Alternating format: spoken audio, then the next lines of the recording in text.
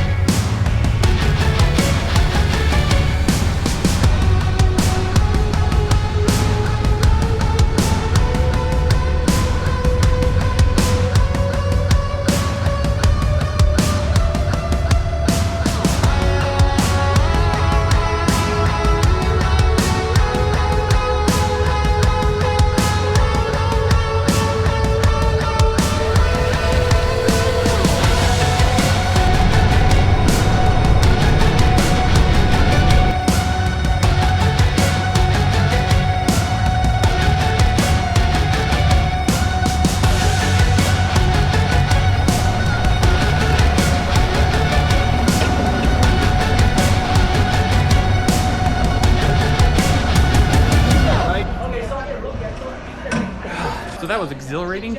I've never been go-karting before, and I've clearly got a lot to learn. But I've been filming my first-person view with the Insta360 X5 here on my chest mount, and Insta360 Ace Pro 2 just mounted to the front of the go-kart for that footage. And the rest of the footage you're seeing is footage I will have captured later when it's my turn to fly the drone of someone else driving carts. But yeah, we're probably going to take a look at some more drone footage next this capture with the Antigravity A1.